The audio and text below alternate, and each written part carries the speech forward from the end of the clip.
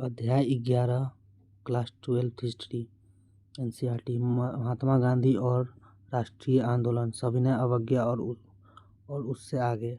राष्ट्रवाद के इतिहास में प्रायः एक अकेले व्यक्ति को राष्ट्र निर्माण के साथ जोड़कर देखा जाता है। उदाहरण के लिए हम इटली के निर्माण के साथ गैरिबाल्डी को, अमेरिकी स्वतंत्रता युद्ध के साथ जॉर्ज वाशिंगटन को और वियतनाम के औपनिवेशिक शासन से मुक्त कराने के संघर्ष में हो चिन मिंह को जोड़कर देखते हैं। इसी तरह महात्मा गांधी को भारतीय राष्ट्र का पिता माना गया है। चूँकि गांधी जी स्वतंत्र संघर्ष में भाग लेने वाले सभी नेताओं में सर्वाधिक प्रतिभाशाली और सम्मानित है, अतः उन्हें दिया गया उपयुक्त विश्लेषण गलत नहीं है। हालांकि वाशिंगटन अथवा हो चिन मिंह की तरह महात्मा गांधी का राजनीतिक जीवन वृत्त उस समाज में ही संवारा और नियंत्रित किया गया जिस समाज में वे रहते थे। कोई व्यक्ति चाहे कितना ही महान क्यों न हो, वह न केवल इतिहास बनाता है बल्कि स्वयं ही इतिहास द्वारा बनाया जाता है।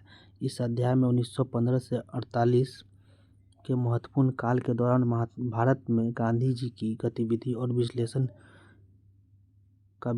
किया गया है। यह भारतीय समाज के विभिन्न हिस्सों के साथ उनके संपर्कों और उनके द्वारा प्रेरित तथा नेतृत्व किए गए लोकप्रिय संघर्षों का छानबीन करता है। यह अध्याय विद्यार्थी के समक्ष उन अलग अलग प्रकारों के स्रोतों को भी रखता है जिनका इस्तेमाल इतिहासकार एक नेता के जीवन वृत्त तथा वह उन सामाजिक आंदोलनों से जुड़ा है जो पुनर्निर्माण में करते हैं।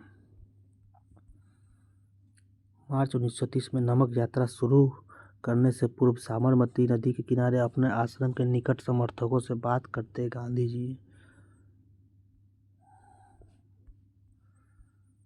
स्वयं की उद्घोषणा करता एक नेता मोहनदास करमचंद गांधी विदेश में 2 दशक रहने के बाद जनवरी 1915 में अपनी गृह भूमि वापस आए। इस वर्षों में उनका अधिकांश हिस्सा उन्होंने दक्षिण अफ्रीका में बिताया। यहाँ वे एक वकील के रूप में थे और बाद में वे इस क्षेत्र में भारतीय समुदाय के नेता बन गए। जैसा कि इतिहासकार चंद्रन देवसेन ने टिप्पणी की कि दक्षिण अफ्रीका में ने गांधी जी को महात्मा बनाया। दक्षिण अफ्रीका में ही महात्मा गांधी ने पहली बार सत्याग्रह के रूप में जानी गई अहिंसात्मक विरोध को अपनी विशिष्ट तकनीकी का इस्तेमाल किया, विभिन्न धर्मों के बीच सौहार्द बढ़ाने का प्रयास किया तथा उच्च जातीय भारतीयों को निम्न जाति और महिलाओं के प्रति भेदभाव वाले व्यवहारों के लिए चेतावनी दी।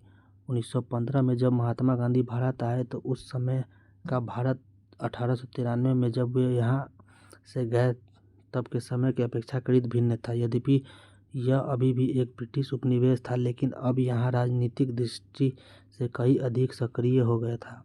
अधिकांश प्रमुख शहरों और कस्बों में अब भारतीय राष्ट्रीय कांग्रेस की शाखाएं थीं। 1905 से 7 में स्वदेशी आंदोलन के माध्यम से इसने व्यापक रूप से मध्य वर्गों के बीच अपनी अपील का विस्तार कर लिया था। इस आंदोलन के कुछ प्रमुख नेताओं का जन्म दिया जिन्हें महाराष्ट्र में बाल गंगाधर तिलक, बंगाल के बिपिन चंद्र पाल और पंजाब के लाला लाजपत राय। ये तीनों लाल बाल पाल के रूप में जाने जाते थे। इन तीनों का यह जोड़ा उनके संघर्ष के अखिल भारतीय चरित्र की सूचना देता है, क्योंकि तीनों के मूल निवास क्षेत्र एक दूसरे से बहुत दूर थे। इन नेताओं के जहां औपनिवेशिक शासनों के प्रति लड़ाकू विरोध का समर्थन किया, वहीं उदारवादियों का एक समूह था जो एक क्रमिक व लगातार प्रयास करते रहने के विचारों में हिमायती था। इन उदारवादियों में गांधी जी के मान्य राजनीतिक परामर्शदाता गोपाल कृष्ण गोखले के साथ ही मोहम्मद अली जिन्ना थे, जो गांधी जी की तरह गुजराती मूल के लंदन में प्रशिक्षित वकील थे। गोखले ने गांधी जी को 1 वर्ष तक ब्रिटिश भारत की यात्रा करने की सलाह दी जिससे कि वे इस भूमि और इसके लोगों को जान सकें। दक्षिण अफ्रीका के जोहान्सबर्ग में महात्मा गांधी की फरवरी तस्वीर है 1908 की।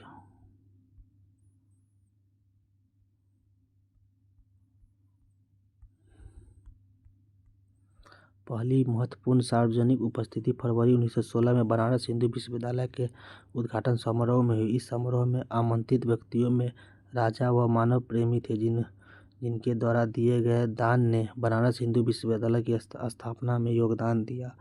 समारोह में एनी बेसेंट जैसे कांग्रेस के कुछ महत्वपूर्ण नेता भी उपस्थित थे। इन प्रतिष्ठित व्यक्तियों की तुलना में गांधी जी अपेक्षाकृत अज्ञात थे। उन्हें यहाँ भारत के अंदर उनकी प्रतिष्ठा के कारण नहीं बल्कि दक्षिण अफ्रीका में उनके द्वारा किए गए कार्यों के आधार पर आमंत्रित किया गया था। जब गांधी जी को बोलने की बारी आई तो उन्होंने मजदूर गरीबों के और ध्यान न देने के कारण भारतीय विशिष्ट वर्गों को आड़े हाथों लिया। उन्होंने कहा कि बनारस हिंदू विश्वविद्यालय की स्थापना निश्चय ही अत्यंत शानदार है, किंतु उन्होंने वहाँ धनी व सजे सवेरे भद्रजनों की उपस्थिति और लाखों गरीब भारतीयों की अनुपस्थिति के बीच की विषमता पर अपनी चिंता प्रकट की। गांधी जी ने विशेष सुविधा प्राप्त आमंत्रितों से कहा कि भारत के लिए मुक्ति तब तक संभव नहीं है जब तक आप अपने को इन अलंकरणों से मुक्त न कर ले और इन्हें भारत के लिए अपने हमवतनों की भलाई में न लगा दे। वे कहते गए कि हमारे लिए स्वशासन का तब तक कोई अभिप्राय नहीं है जब तक कि हम किसानों से उनके श्रम का लगभग संपूर्ण लाभ स्वयं अथवा अन्य लोगों को ले लेने के लिए अनुमति देते रहेंगे। हमारी मुक्ति केवल किसानों के माध्यम से ही हो सकती है। न तो वकील, न डॉक्टर और न ही जमींदार इसे सुरक्षित रख सकते हैं। बनारस हिंदू विश्वविद्यालय की स्थापना एक उत्सव का अवसर था, क्योंकि यह भारतीय धन और भारतीय प्रयासों से संभव एक राष्ट्रवादी विश्वविद्यालय की स्थापना का घोतक था। लेकिन गांधी जी ने स्वयं को बधाई देने के सुर में सुर मिलाने की अपेक्षा लोगों को उन किसानों और कामगारों की याद दिलाना चुना जो भारतीय जनसंख्या के अधिसंख्य हिस्से का निर्माण करने के बावजूद वहाँ श्रोताओं में अनुपस्थित थे। एक दृष्टि से फरवरी 1916 में बनारस में गांधी जी का भाषण मात्र वास्तविक तथ्य का उद्घाटन था। कराची में महात्मा गांधी, मार्च 1916 की ये तस्वीर है।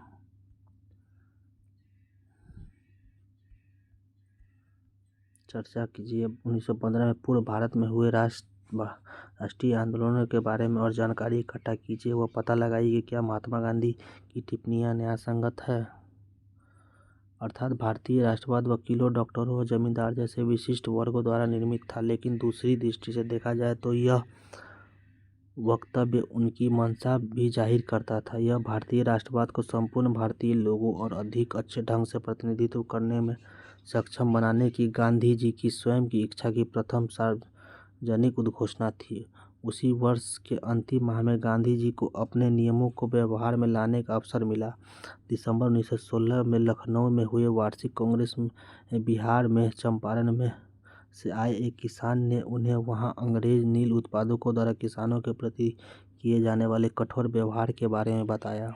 असहयोग की शुरुआत और अंत 1917 का अधिकांश समय महात्मा गांधी जी को किसान के लिए काश्तकारी की सुरक्षा के साथ साथ अपनी पसंद की फसल उपजाने की आज़ादी दिलाने में बीता।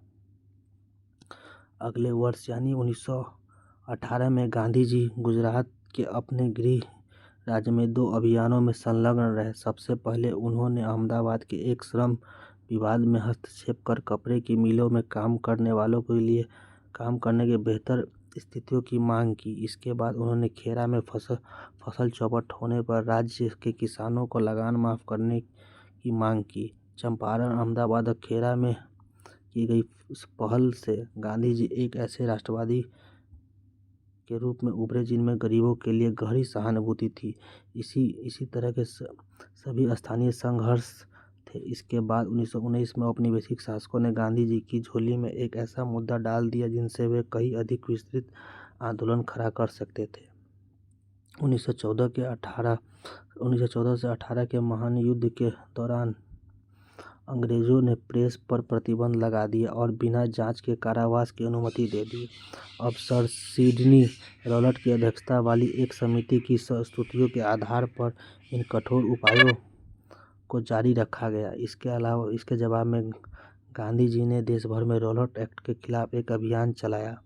उत्तरी और पश्चिमी भारत के कस्बों में चारों तरफ बंद के समर्थनों के दुकानों और स्कूलों में बंद होने के कारण जीवन लगभग ठहर सा गया था। पंजाब में विशेष रूप से कड़ा विरोध हुआ, जहाँ के बहुत से लोगों ने युद्ध में अंग्रेजों के पक्ष में सेवा की और अब अपनी सेवा के बदले हुए इनाम की अपेक्षा कर रहे थे, लेकिन इसकी जगह उन्हें रॉलेट एक्ट दिया गया। पंजाब जाते समय गांधी जी को कैद कर लिया गया। स्थानीय कांग्रेसियों को गिरफ्तार कर लिया गया। प्रांत की यह स्थिति धीरे धीरे और तनावपूर्ण हो गई तथा अप्रैल 1919 में अमृतसर में यह खून खराबे के चरमोत्कर्ष पर पहुंच गई। जब एक अंग्रेज ब्रिगेडियर ने एक राष्ट्रवादी सभा पर गोली चलाने का हुक्म दिया, तब जलियांवाला बाग हत्याकांड के नाम से जाने गए इस हत्याकांड में चारों तरफ अधिक लोग मारे गए। रॉबर्ट सत्याग्रह से ही गांधी जी एक सच्चे राष्ट्रीय नेता बन गए। इसकी सफलता से उत्साहित होकर गांधी जी ने अंग्रेजी शासन के खिलाफ असहयोग अभियान की मांग कर दी, जो भारतीय उपनिवेशवाद का खात्मा करना चाहते थे। उनसे आग्रह किया गया कि वे स्कूलों, कॉलेज और न्यायालय न जाए तथा कर न चुकाए। संक्षेप में सभी को अंग्रेजी सरकार के साथ सभी ऐच्छिक संबंधों से परित्याग का पालन करने को कहा। गांधी जी ने कहा कि यदि असहयोग का ठीक ढंग से पालन किया जाए तो भारत 1 वर्ष के भीतर स्वराज प्राप्त कर लेगा। अपने संघर्ष का और विस्तार करते हुए उन्होंने खिलाफत के साथ हाथ मिला लिया और साथ ही तुर्की शासन कमाल अतातुर्क द्वारा समाप्त किए गए सर्व इस्लामाबाद के प्रतीक खलीफा की पुनर्स्थापना की मांग कर रहा था। खिलाफत आंदोलन क्या था? खिलाफत आंदोलन 1919-20 के तहत मोहम्मद अली और शौकत अली के नेतृत्व में भारतीय मुसलमानों का एक आंदोलन था। इस आंदोलन की निम्नलिखित मांगें थी। पहले कि ओटोमन साम्राज्य के सभी इस्लामी पवित्र स्थलों पर तुर्की सुल्तान अथवा खलीफा का नियंत्रण बना रहे। जजीरात उल अरब अब सीरिया, इराक, फिलिस्तीन जो इस्लामी संप्रभुता के अधीन रहे तथा खलीफा के पास इतने क्षेत्र हो कि वह इस्लामी विश्वास को सुरक्षित करने के योग्य बन सके। कांग्रेस ने इस आंदोलन का समर्थन किया और गांधी जी ने इसे असहयोग आंदोलन के साथ मिलाने की कोशिश की। एक लोकप्रिय आंदोलन की तैयारी। गांधी जी ने यह आशा की थी असहयोग को खिलाफत के साथ मिलाने से भारत के 2 प्रमुख धार्मिक समुदाय हिंदू और मुसलमान मिलकर औपनिवेशिक शासन का अंत कर देंगे। इन आंदोलनों ने निश्चय ही एक लोकप्रिय कार्यवाही के बहाव को उन्मुक्त करा दिया था और ये चीज़ें औपनिवेशिक भारत में बिल्कुल ही सही अभूतपूर्व थी। विद्यार्थियों ने सरकार द्वारा चलाए जा रहे स्कूलों और कॉलेजों में जाना छोड़ दिया। वकीलों ने अदालत में जाने से मना कर दिया। कई कस्बों और नगरों में श्रमिक वर्ग हड़ताल पर चला गया। सरकारी आंकड़ों के मुताबिक 1921 में 396 हड़तालें हुई, जिनमें 6 लाख श्रमिक शामिल थे और इससे 70 लाख कार्य दिवसों का नुकसान हुआ। देहात भी असंतोष से आंदोलित हो गया। उत्तरी आंध्र की पहाड़ी जनजातियों ने वन्य कानूनों की अवहेलना कर दी। अवध के किसानों ने कर नहीं चुकाया। कुमाऊं के किसानों ने औपनिवेशिक अधिकारियों का सामान ढोने से मना कर दिया। इस विरोध आंदोलन को कभी भी स्थानीय राष्ट्रवादी नेता की अवज्ञा करते हुए कार्यान्वित किया गया। किसानों, श्रमिकों और अन्य ने इसकी अपने ढंग से व्याख्या की तथा औपनिवेशिक शासन के साथ असहयोग के लिए उन्होंने ऊपर से प्राप्त निर्देशों को टिके रहने के बजाय अपने हितों से मेल खाते तरीकों का इस्तेमाल कर कार्यवाही की।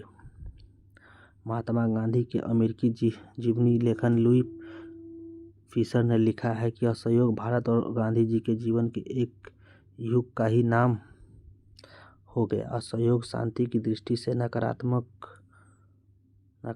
किंतु प्रभाव की दृष्टि से बहुत सकारात्मक था। इसके लिए प्रतिवाद, परित्याग और स्वयं अनुशासन आवश्यक थे। यह स्वशासन के लिए एक परीक्षण था। 1857 के विद्रोह के बाद पहली बार असहयोग आंदोलन के परिणाम स्वरूप अंग्रेजी राज्य की नींव हिल गई। फरवरी 1922 में किसानों के एक समूह ने संयुक्त प्रांत के चौरा-चौरीपुरवा के एक पुलिस स्टेशन पर आक्रमण कर उसमें आग लगा दी। इस अग्निकांड में कई पुलिस वालों की जान चली गई। हिंसा की इस कार्यवाही से गांधी जी को यह आंदोलन तत्काल वापस लेना पड़ा। उन्होंने जोर दिया कि किसी भी तरह का उत्तेजना को निहत्थे और एक तरह से भीड़ की दया पर निर्भर व्यक्तियों की घृणित हत्या के आधार पर उचित नहीं ठहराया जा सकता। असहयोग आंदोलन 1922 विदेशी वस्त्रों का इकट्ठा किया जा रहा है ताकि उन्हें आग में जलाया जा सके।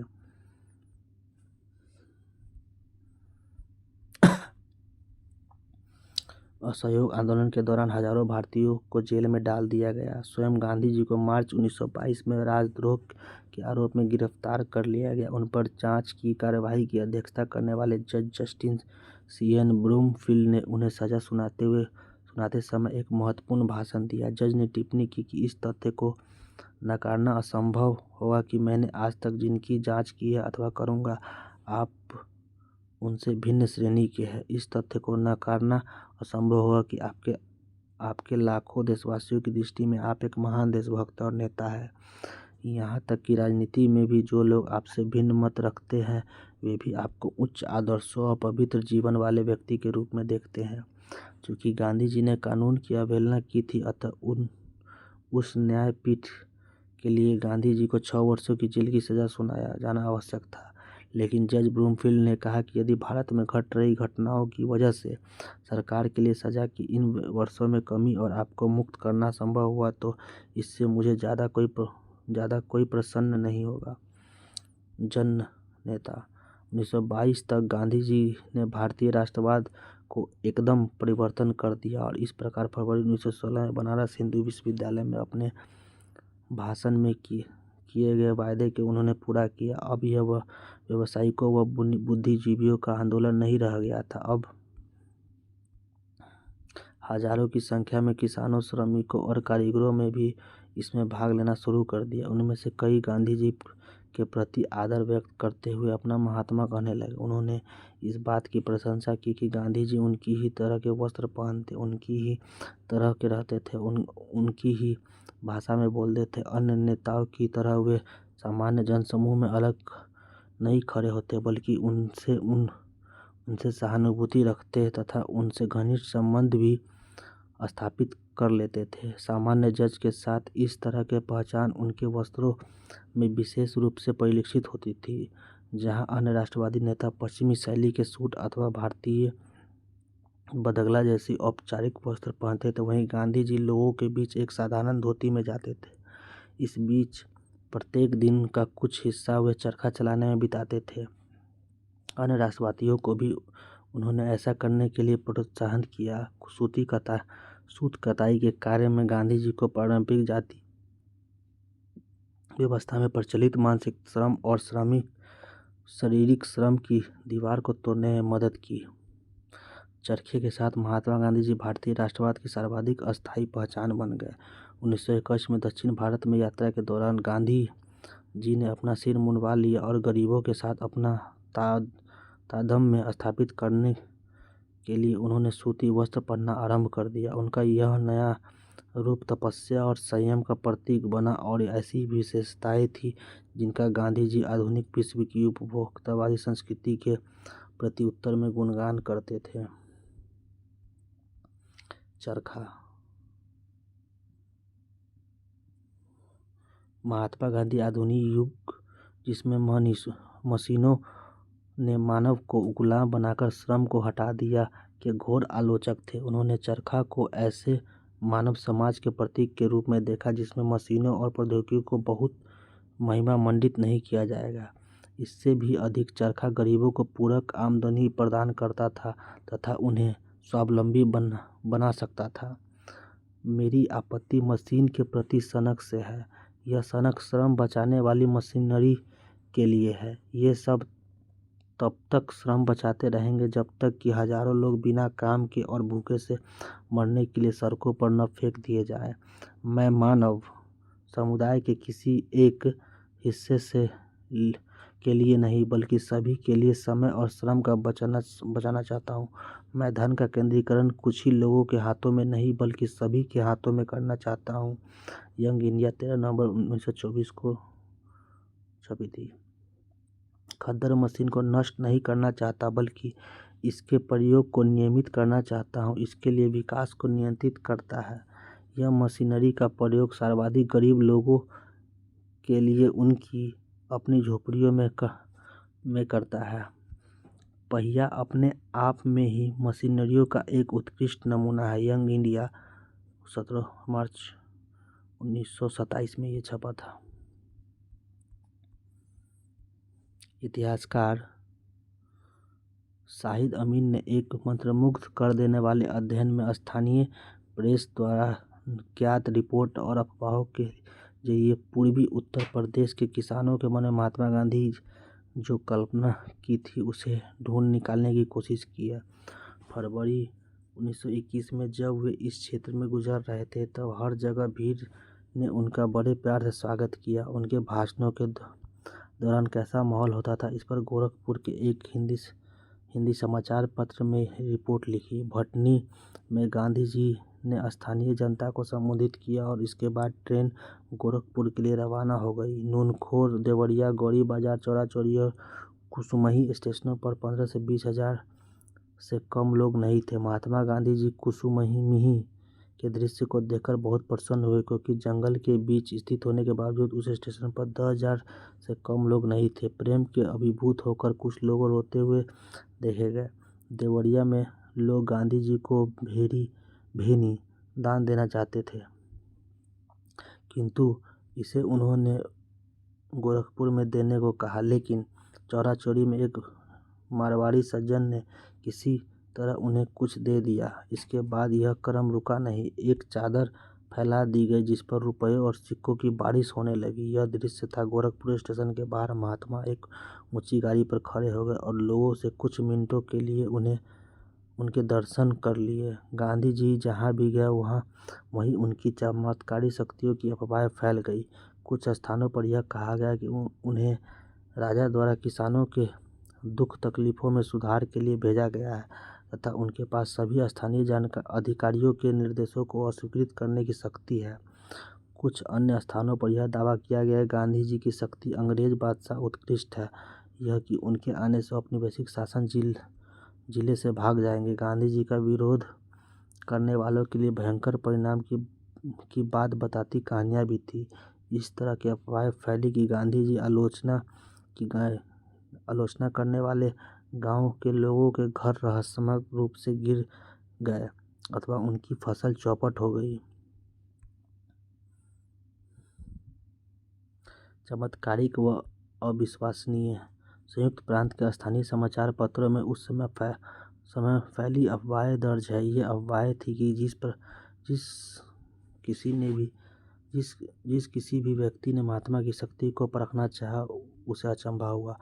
बस्ती गांव के सिकंदर साहू ने 15 फरवरी को कहा कि वह महात्मा जी में तब विश्वास करेगा जब तक उसके कारखाने जहां गुड़ का उत्पादन होता है उसमें गन्ने के रस से भरा कराहा उबलता हुआ 2 भागों में टूट जाएगा। तुरंत ही कराहा वास्तव में बीच से 2 हिस्सों में टूट गया। आजमगढ़ के एक किसान ने कहा कि वह महात्मा जी की प्रामाणिकता को तब विश्वास करेगा जब उसके खेत में लगाए गए गेहूं तिल में बदल जाएंगे। अगले दिन उसके खेत में सारा गेहूं तिल में बदल गया। जारी गांधी बाबा, गांधी महायज्ञ अथवा सामान्यतः महात्मा जैसे अलग अलग नामों से ज्ञात गांधी जी की भारतीय किसानों के लिए एक उद्धारक के समान थे। उनकी ऊंची करों और दमनात्मक अधिकारियों ने सुरक्षा करने वाले और उनके जीवन में मान मर्यादा और सत्यता वापस लाने वाले थे। गरीबों विशेषकर किसानों के बीच गांधी जी की अपील को उनकी सात्विक जीवन शैली और उसके द्वारा धोती तथा चरखों जैसे प्रतीकों के विवेकपूर्ण प्रयोग में बहुत बल मिला। जाति से महात्मा गांधी एक व्यापारी व पेशे से वकील थे।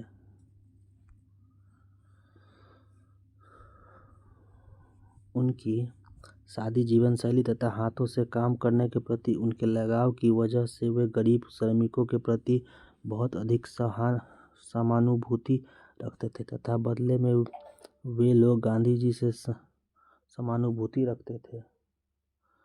जहां अधिकांश अन्य राजनीतिक उन्हें कृपा की दृष्टि से देखते थे, वहीं ये न केवल उनके जैसे दिखने बल्कि उन्हें अच्छी तरह से समझने और उनके जीवन के साथ स्वयं को जोड़ने के लिए सामने आते थे। महात्मा गांधी का जन अनुरोध निसंदेह कपट से मुक्त था और भारतीय राजनीति के संदर्भ में तो बिना किसी पूर्वोदाहरण के यह भी कहा जा सकता है कि राष्ट्रवाद के आधार को और व्यापक बनाने में उनकी सफलता का राज उनके द्वारा सावधानीपूर्वक किया गया संगठन था।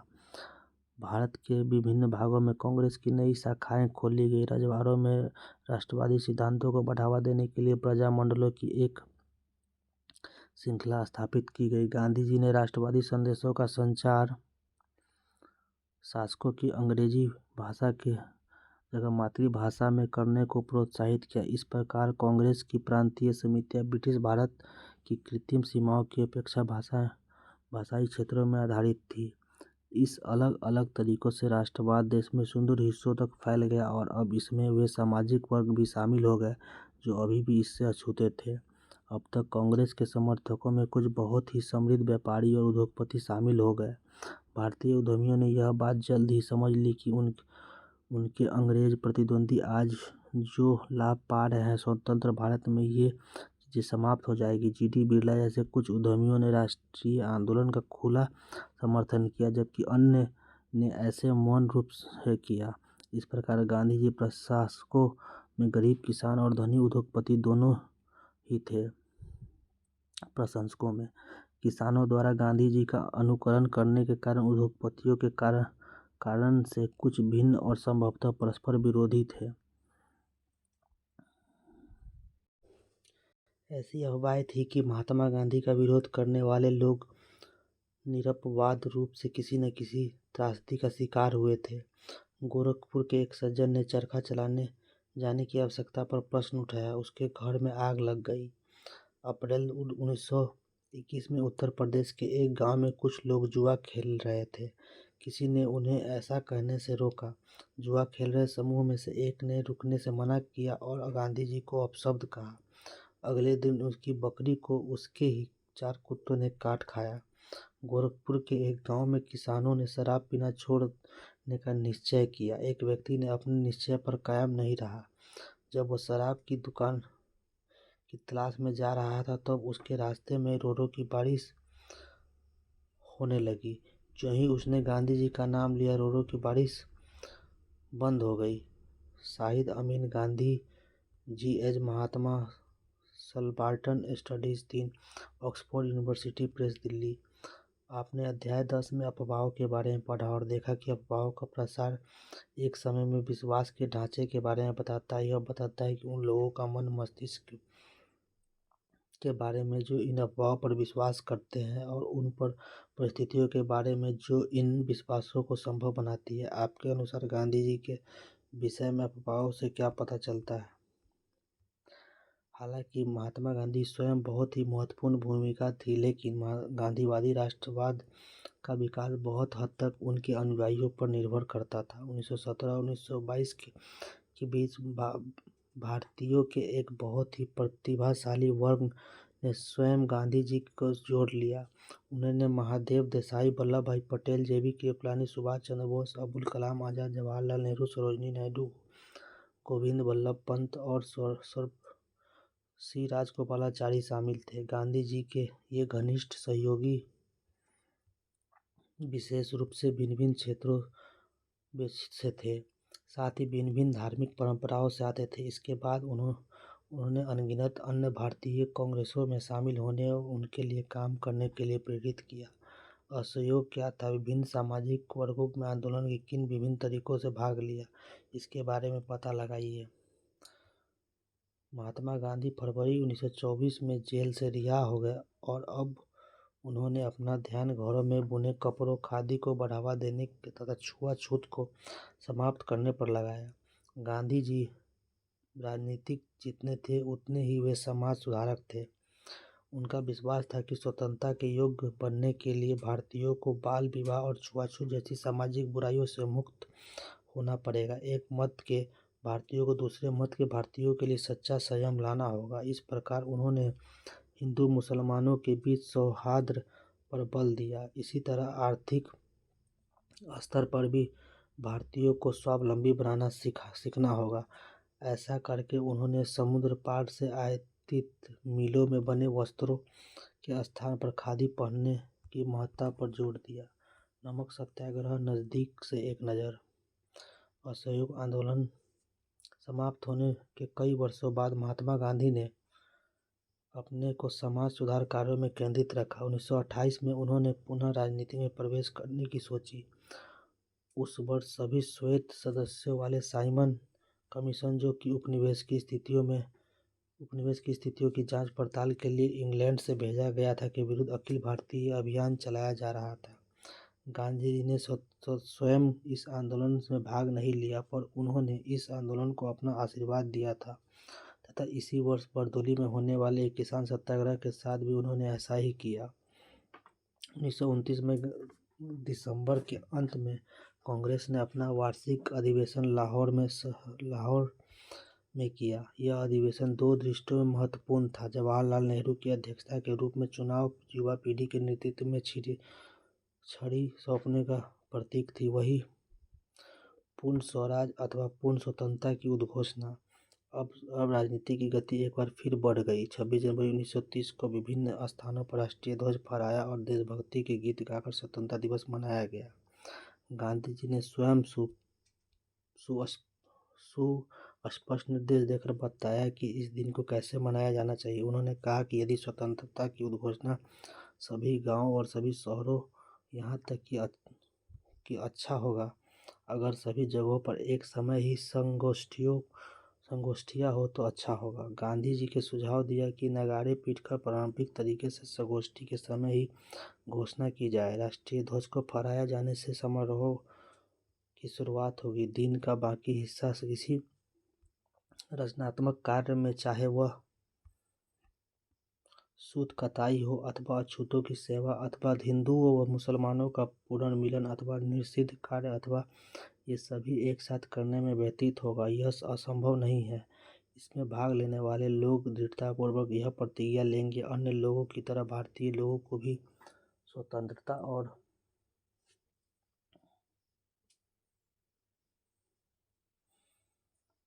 अपने कठिन परिश्रम के फल का आनंद लेने का अहर्निश अधिकार है, और कि यही लोगों का सरकार लोगों की इस अधिकारों से वंचित रखती है, उनका दमन करती है, तो लोगों को इन्हें बदलने का अथवा समाप्त करने का भी अधिकार है। दांडी।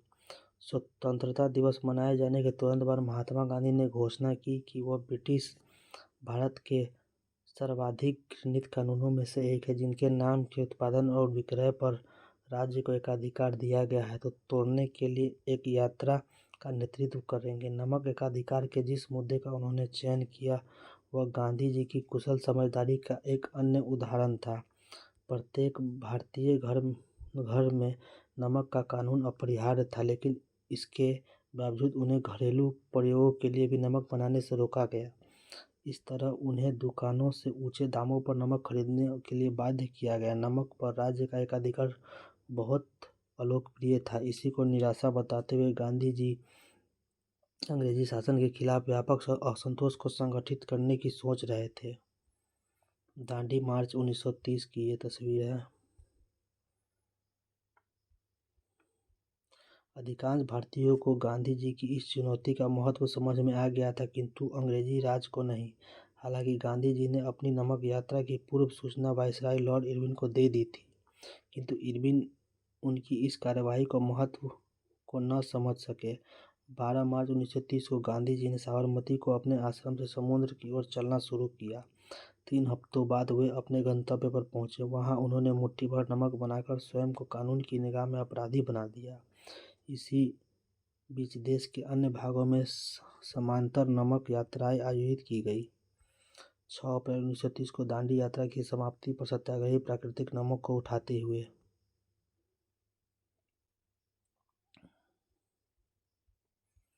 नमक सत्याग्रह क्यों?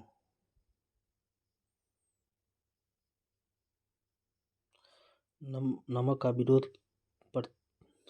का प्रतीक क्यों था? इसके बारे में महात्मा गांधी ने लिखा है, प्रतिदिन प्राप्त होने वाली सूचनाओं से पता चलता है कि कैसे अन्यायपूर्ण तरीके से नमक कर को तैयार किया गया है। बिना कर जो कभी नमक को मूल्य का 14 गुना तक होता था अदा किए गए नमक के प्रयोग को रोकने के लिए सरकार उस नमक को जिससे वह लाभ पर नहीं बेच पाती थी नष्ट कर देती थी। अतः यह राष्ट्र की अत्यधिक महत्वपूर्ण आवश्यकता पर कर लगाती है। यह जनता को इसके उत्पादन से रोकती है और प्रकृति ने जिसे बिना किसी श्रम के उत्पादित किया है उसे नष्ट कर देती है।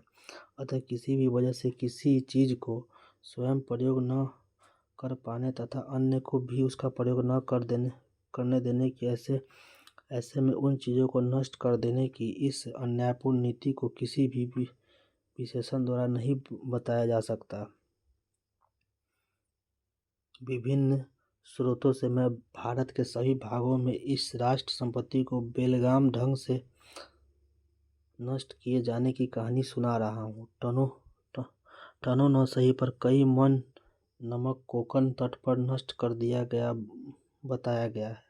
दांडी से भी इस तरह की बातें पता चला है, जहाँ कहीं भी ऐसे क्षेत्र में आसपास रहने वाले लोगों द्वारा अपने व्यक्तिगत प्रयोग हेतु प्राकृतिक नमक उठा ले जाने की संभावना दिखती है, वहाँ तुरंत अधिकारी नियुक्त कर दिए जाते हैं जिनका एकमात्र कार्य विनाश करना होता है।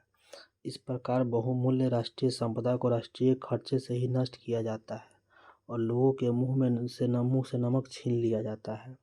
नमक एकाधिकार एक तरह से चौतरफा अभिशाप है। ये लोगों को बहुमूल्य सुलभ ग्राम उद्योग से वंचित करता है। प्रकृति द्वारा बहुतायत में उत्पादित संपदा का यह अतिशय विनाश करता है। इस विनाश का मतलब ही है और अधिक राष्ट्रीय खर्च। चौथा और इस मुक्तता का चरमोत्कर्ष भूखे लोगों को 1000% से अधिक की उगाही है। सामान्य जन की उदासीनता की वजह से ही लंबे समय से यह कर अस्तित्व बना रहा है। आज जनता पर्याप्त रूप से जग चुकी है, तो इस कर को समाप्त करना होगा।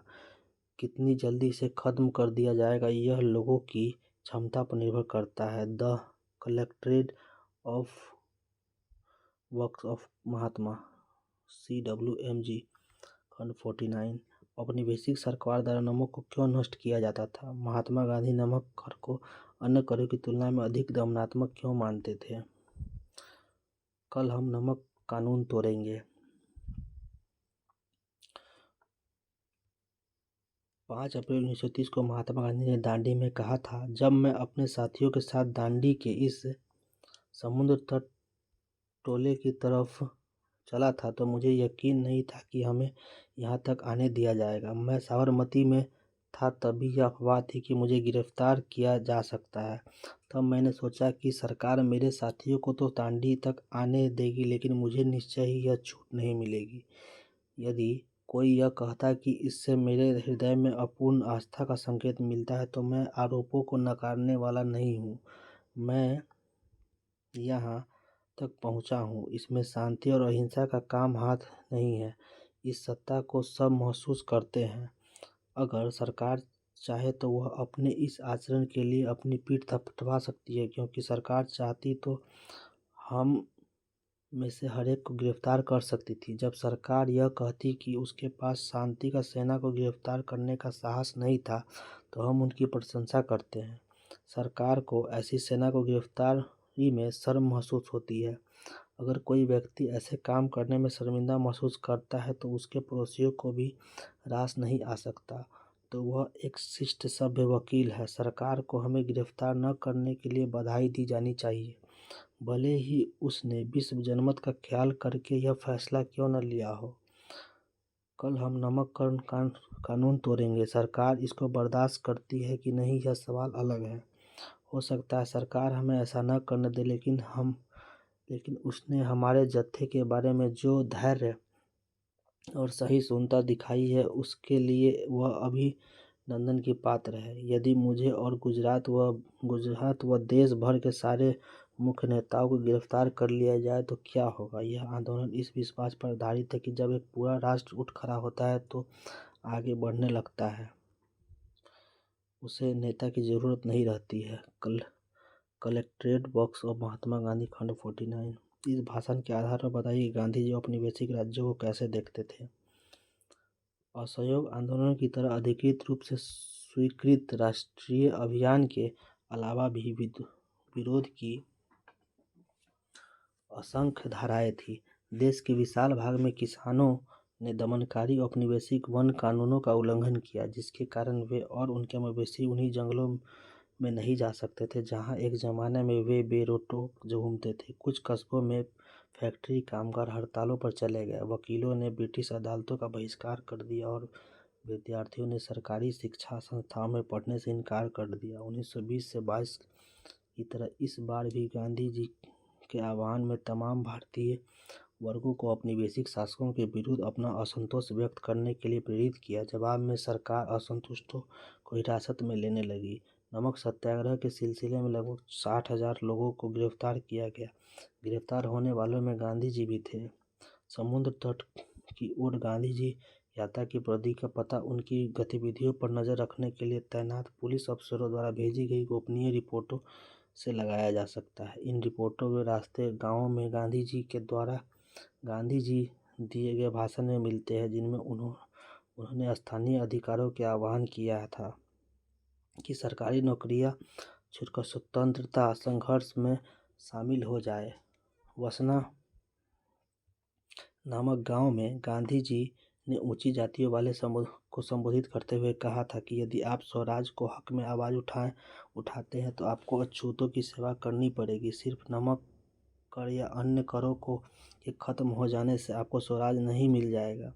स्वराज के लिए आपको अपनी उन गलतियों को भी पश्चाताप करना होगा जो आपके अछूतों के साथ की है। स्वराज के लिए हिंदू, मुसलमान, पारसी और सिख सबको एकजुट होना पड़ेगा। ये स्वराज की सीढ़ियां हैं। पुलिस के जासूसों ने अपनी रिपोर्टों में लिखा था कि गांधी जी की सभाओं में तमाम जातियों के औरत मर्द शामिल हो रहे थे। उनका कहना था कि हजारों वॉलंटियर राष्ट्रवादी उद्देश्य के लिए सामने आ रहे हैं। उनमें से बहुत सारे ऐसे सरकारी अफसर थे जिन्होंने औपनिवेशिक शासनकाल में अपने पदों से इस्तीफा दे दिए थे। सरकार को भेजी अपनी रिपोर्ट में जिला पुलिस सुपरिटेंडेंट ने लिखा था कि श्री गांधी शांति और निश्चित दिखाई दिए हैं। वे जैसे जैसे आगे बढ़ रहे थे उनकी ताकत बढ़ती जा रही थी। नमक यात्रा की प्रगति को एक स्रोत से भी समझा जा सकता है। अमेरिकी समाचार पत्र टाइम को गांधी जी की कदकाठी का हंसी आती थी। पत्रिका ने उनके तकुए जैसे शरीर और मकड़ी जैसे पैरों का खूब मजाक उड़ाया था। इस यात्रा के बारे में अपनी पहली रिपोर्ट में ही टाइम ने नमक यात्रा के मंजिल तक पहुंचने पर अपनी गहरी शंका व्यक्त कर दी। उसने दावा किया कि दूसरे दिन पैदल चलने के बाद गांधी जी जमीन पर पसर गए थे। पत्रिका को इस बात पर विश्वास नहीं हुआ कि इस मरियल साधु के शरीर में और आगे जाने की ताकत बची है, लेकिन एक हफ्ते में ही पत्रिका की सोच बदल दी गई। टाइम ने लिखा कि इस यात्रा को जो भी भारी जन समर्थन मिल रहा था उसने अंग्रेजी शासकों को गहरे तौर पर बेचैन कर दिया और वे भी गांधी जी को ऐसा साधु और राजनेता कहकर सलामी देने लगे जो ईसाई धर्मावलंबियों के खिलाफ ईसाई तरीकों का ही हथियार के रूप में इस्तेमाल कर रहा है। जनवरी 1931 में जेल में महात्मा गांधी की रिहाई के बाद आंदोलन की भावी योजना के बारे में चर्चा करने के लिए इलाहाबाद के कांग्रेस नेताओं की बैठक हुई है।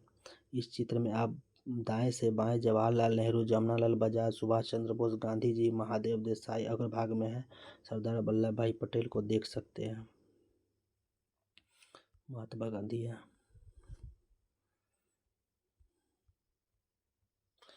पृथक निर्वाचन के बारे में समस्या। गोलमेज सम्मेलन के दौरान महात्मा गांधी ने दमित वर्गों के खिलाफ पृथक निर्वाचन प्रस्ताव के खिलाफ अपनी दलील पेश करते हुए कहा था, अस्पृश्यों के लिए पृथक निर्वाचन का प्रावधान करने से उनकी दास्ता अस्थायी रूप ले लेगी। क्या आप चाहते हैं कि अस्पृश्य हमेशा अस्पृश्य ही बने रहें? पृथक निर्वाचन से उनके प्रति कलंक का यह भाव मजबूत हो जाएगा। जरूरत इस बात की है कि अस्पृश्यता का विनाश किया जाए और जब आप यह लक्ष्य प्राप्त कर लेंगे तो एक अड़ियल श्रेष्ठ वर्ग द्वारा एक कमतर वर्ग थोप दी गई यह अवैध व्यवस्था भी समाप्त हो जाएगी। जब आप इस अवैध प्रथा को नष्ट कर देंगे तो किसी को पृथक निर्वाचन की आवश्यकता ही कहाँ रह जाएगी। संवाद। नमक यात्रा कम से कम 3 कारणों से उल्लेखनीय थी। पहला यही की घटना की जिससे चलते महात्मा गांधी दुनिया की नज़र में आए। इस यात्रा को यूरोप और अमेरिका प्रेस ने व्यापक कवरेज दी। दूसरे यह पहली राष्ट्रवादी गतिविधि थी जिसमें औरतों ने भी बढ़ चढ़कर हिस्सा लिया। समाजवादी कार्यकर्ता कमला देवी चट्टोपाध्याय ने गांधी जी को समझाया कि वे अपने आंदोलन को पुरुषों तक ही सीमित न रखें। कमला देवी खुद उन असंख्य औरतों में से एक थी जिन्होंने नमक या शराब दुकानों का उल्लंघन करते हुए सामूहिक गिरफ्तारी दी थी। तीसरा और संभवतः सबसे महत्वपूर्ण कारण यह था कि नमक यात्रा के कारण ही अंग्रेजों को यह एहसास हुआ था कि अब उनका राज बहुत ही दिनों तक टिक नहीं सकेगा और उन्हें भारतीयों को भी सत्ता में हिस्सा देना पड़ेगा। इस लक्ष्य को ध्यान में रखते हुए ब्रिटिश सरकार ने लंदन में गोलमेज सम्मेलन को आयोजन शुरू किया। पहला गोलमेज सम्मेलन नवंबर 1930 में आयोजित किया गया, जिसमें देश के प्रमुख नेता शामिल नहीं हुए। इसी कारण अंततः यह बैठक निरर्थक साबित हुई। जनवरी 1931 में गांधी जी को जेल से रिहा किया गया। अगले ही महीने वायसराय के साथ उनकी कई लंबी बैठकें हुई। इस बैठकों के बाद गांधी इरविन समझौते पर सहमति बनी, जिसकी शर्तें सविनय अवज्ञा आंदोलन को वापस लेना, सारे कैदियों की रिहाई और तटीय इलाकों को नमक उत्पादन की अनुमति देना शामिल था। रेडिकल राष्ट्रवादियों ने इस समझौते की आलोचना की क्योंकि गांधी जी वायसराय से भारतीयों के लिए राजनीतिक स्वतंत्रता का आश्वासन हासिल नहीं कर पाए थे। गांधी जी को इन संभावित लक्ष्यों की प्राप्ति के लिए केवल वार्ताओं का आश्वासन मिला था। दूसरे गोलमेज सम्मेलन 1931 में आखिर में लंदन में आयोजित हुआ। उसमें गांधी जी कांग्रेस के नेतृत्व कर रहे थे। गांधी जी का कहना था कि उनकी पार्टी पूरे भारत का प्रतिनिधित्व करती है। इस दावे का 3 पार्टियों ने चुनौती दी।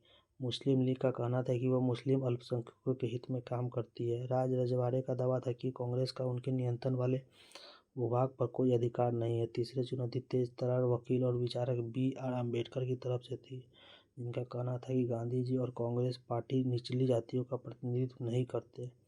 लंदन में हुआ यह सम्मेलन किसी नतीजे पर नहीं पहुंचा सका, इसलिए गांधी जी को खाली हाथ लौटना पड़ा।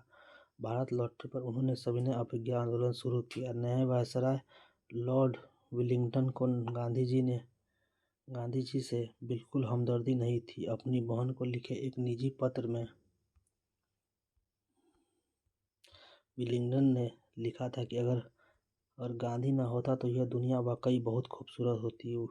वह जो भी कदम उठाता उसे ईश्वर की प्रेरणा का परिणाम कहता, लेकिन असल में उसके पीछे एक गहरी राजनीतिक चाल होती। देखता हूँ कि अमेरिकी प्रेस उसको गजब का आदमी बताती है, लेकिन सच तो यह है कि हम निहायत अव्यावहारिक, रहस्यवादी और अंधविश्वासी जनता के बीच रह रहे जो गांधी को भगवान मान बैठी है। बहरहाल 1935 में नए गवर्नमेंट ऑफ इंडिया एक्ट में समिति प्रतिनिधिक शासन व्यवस्था का आश्वासन व्यक्त किया गया। 2 सालों बाद समिति मताधिकार के आधार पर हुए चुनावों के कांग्रेस को जबरदस्त सफलता मिली। 11 में से 8 प्रांतों में कांग्रेसों के प्रधानमंत्री सत्ता में आए, जो ब्रिटिश गवर्नर की देखरेख में काम करते थे।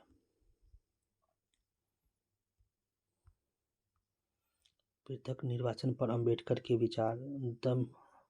दमित वर्गों के लिए पृथक निर्वाचन के प्रस्ताव पर महात्मा गांधी की दलीलों के जवाब में अम्बेडकर ने लिखा था, हमारे सामने एक ऐसा वर्ग है जो निश्चित ही अस्तित्व में संघर्ष में खुद को कायम नहीं रख सकता। जिस धर्म से ये लोग बंधे हुए हैं वह उनके सम्मानजनक स्थान प्रदान करने के बजाय कोढ़ियों की तरह देखता है, जिसके साथ सामान्य संबंध नहीं रखा जा सकता। आर्थिक रूप से यह ऐसा वर्ग है जो 2 वक्त की रोटी के लिए स्वर्ण हिंदुओं पर पूरी तरह से आश्रित है, जिसके पास आजीविका का कोई स्वतंत्र साधन नहीं है। न केवल हिंदुओं के सामाजिक पूर्वाग्रहों के कारण उनके सारे रास्ते बंद हैं, बल्कि समग्र इतिहास में हिंदू समाज में उनके सामने खुलने वाली हर संभावना को बंद कर दिया है, जिसमें दमित वर्गों को जीवन में ऊपर उठने का कोई अवसर न मिल सके। इस परिस्थिति में सभी निष्पक्ष सोच वाले व्यक्ति इस बात पर सहमत हो गए कि आज सबसे बड़ी आवश्यकता यही है कि ऐसे अपंग समुदाय के पास संगठित निरंकुशता के विरुद्ध जीवन के संघर्ष का एकमात्र रास्ता यही है कि उन्हें राजनीतिक सत्ता में हिस्सा मिले, जिससे वे अपनी रक्षा कर सके। Doctor Bhimrao Ambedkar, what Congress and Gandhi have done to the untouchables rights and speeches खंड का यह भाग है। दूसरे गोलमेज सम्मेलन लंदन 1931। महात्मा गांधी ने निम्न जातियों के लिए पृथक निर्वाचन की मांग का विरोध किया। उनका मानना था कि ऐसा करने पर समाज मुख्य धारा में उनका एकीकरण नहीं हो पाएगा और स्वर्ण हिंदुओं से हमेशा के लिए अलग रह जाएंगे।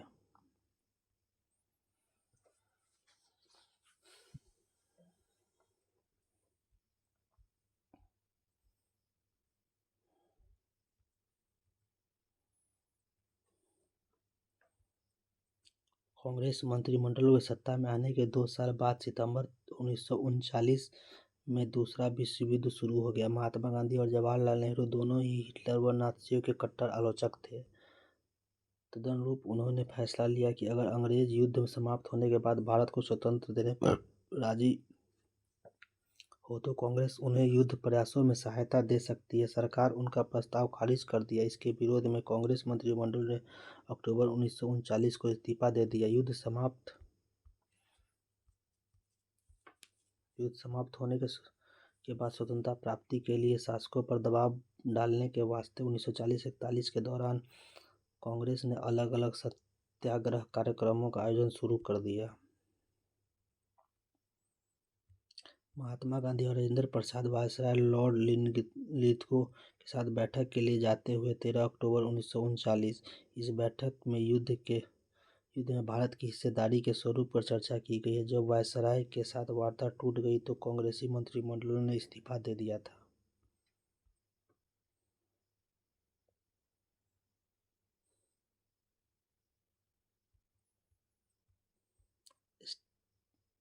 स्टेफर्ड क्रिप्स के साथ महात्मा गांधी मार्च 1942 की ये तस्वीर है।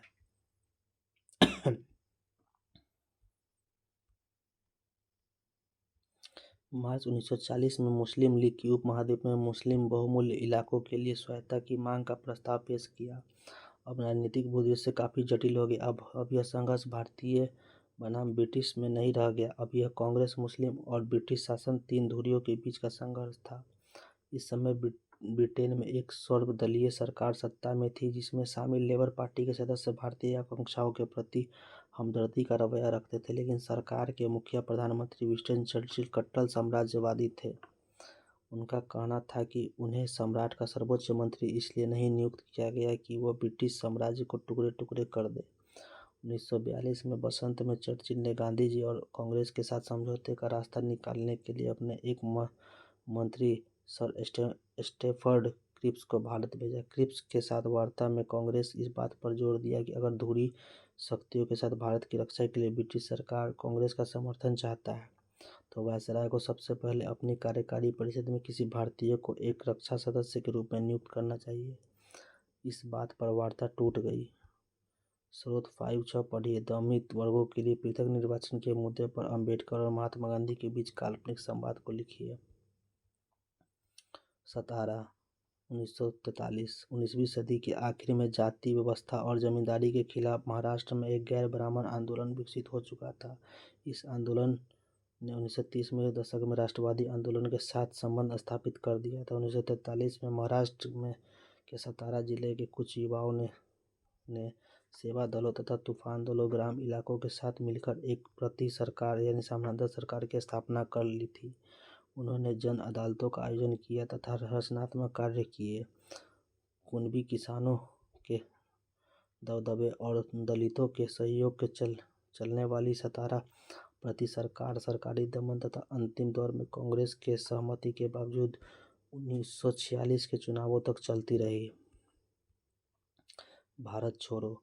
क्रिप्स मिशन की विफलता के बाद महात्मा गांधी ने ब्रिटिश शासन के खिलाफ अपना तीसरा बड़ा आंदोलन छेड़ने का फैसला किया। अगस्त 1942 में शुरू इस आंदोलन को अंग्रेज भारत छोड़ो का नाम दिया गया। हालांकि गांधी जी का फौरन गिरफ्तार कर लिया गया था, लेकिन देश भर में युवा कार्यकर्ता हड़तालों को तोड़फोड़ की कार्रवाइयों के जरिए आंदोलन चलाते रहे। कांग्रेस में जयप्रकाश नारायण जैसे समाजवादी सदस्य भूमिगत प्रतिरोध गतिविधियों में सबसे ज़्यादा सक्रिय थे। पश्चिम में सतारा और पूर्व में मेदिनीपुर जैसे कई जिलों में स्वतंत्र सरकार की स्थापना कर दी गई। अंग्रेजों ने आंदोलन के प्रति काफ़ी सख्त रवैया अपनाया। फिर भी इस विद्रोह को दबाने में सरकार साल भर से ज़्यादा समय लग गया। भारत छोड़ो क्विट इंडिया आंदोलन सही मायने में एक जन आंदोलन था जिसमें लाखों आम हिंदुस्तानी शामिल थे। इस आंदोलन ने युवाओं को बड़ी संख्या में अपनी ओर आकर्षित किया। उन्होंने अपने कॉलेजों छोड़कर जेल का रास्ता अपनाया। जिस आंदोलन में कांग्रेसों के नेता जेल में थे उस समय जिन्ना तथा मुस्लिम लीग ने उनके साथ अपना प्रभावी क्षेत्र फैलाने में लगे थे। इन्हीं सालों में लीग ऑफ पंजाब और सिंध में अपनी पहचान बनाने का मौका मिला, जहां अभी तक उनका कोई खास वजूद नहीं था। जून 1944 में जब विश्व युद्ध समाप्ति हुई तो गांधी जी को रिहा कर दिया गया। जेल से निकलने के बाद उन्होंने कांग्रेस और लीग के बीच फासले को पाटने के लिए जिन्ना के साथ कई बार बात की। 1945 से ब्रिटिश में लेबर पार्टी की सरकार बनी। यह सरकार भारतीय स्वतंत्रता के पक्ष में थी। उसी समय वायसराय लॉर्ड वावेल ने कांग्रेस मुस्लिम लीग के प्रतिनिधियों के बीच कई बैठकों का आयोजन किया। भारत छोड़ो आंदोलन के दौरान बम्बई में औरतों का एक जुलूस को यहाँ पे दिखाया गया है।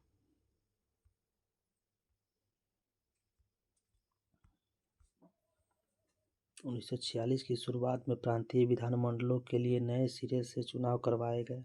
सामान्य श्रेणी में कांग्रेसों को भारी सफलता मिली। मुसलमानों के लिए आरक्षित सीटों पर मुस्लिम लीग को भारी बहुमत प्राप्त हुए। राजनीतिक ध्रुवीकरण को पूरा हो चुका था। 1946 की गर्मियों में कैबिनेट मिशन भारत आया। इस मिशन ने कांग्रेस और मुस्लिम लीग को एक ऐसे संघीय व्यवस्था पर राजी करने का प्रयास किया जिसमें भारत के भीतर विभिन्न प्रांतों को सीमित स्वायत्तता दी जा सकती थी।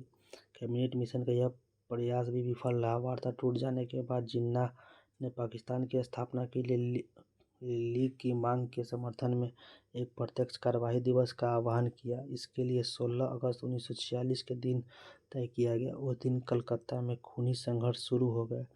यह हिंसा कलकत्ता से शुरू होकर ग्रामीण बंगाल, बिहार और संयुक्त राज्य पंजाब तक फैल गई। कुछ स्थानों पर मुसलमानों को तो कुछ स्थानों पर हिंदुओं को निशाना बनाया गया। फरवरी 1947 में वावेल की जगह लॉर्ड माउंटबेटन को वायसराय नियुक्त किया गया। उन्होंने वार्ताओं के एक अंतिम दौर का आह्वान किया।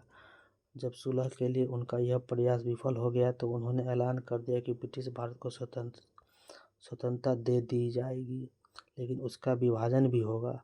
औपचारिक सत्ता हस्तांतरण के लिए 15 अगस्त का दिन नियत किया गया। उस दिन भारत के विभिन्न भागों में लोगों को जमकर खुशियां मनाई। दिल्ली में जब संविधान सभा के अध्यक्ष ने मोहनदास करमचंद गांधी को राष्ट्रपिता की उपाधि देते हुए संविधान सभा को बैठक शुरू की तो बहुत देर तक करतल ध्वनि होती रही। असेंबली के बाहर भीड़ महात्मा गांधी की जय के नारे लगा रही थी। दाईं ओर जवाहरलाल नेहरू तथा बाईं ओर बैठे सरदार वल्लभ भाई पटेल के साथ विचार विमर्श कर रहे महात्मा गांधी। नेहरू और पटेल कांग्रेस के भीतर दो अलग राजनीतिक प्रवृत्तियों, समाजवादी और रूढ़िवादी का प्रतिनिधित्व करते थे। महात्मा गांधी को अक्सर इन दोनों के समूहों की मध्यस्थता करनी पड़ती थी। ये नेहरू है, ये वल्लभ भाई पटेल।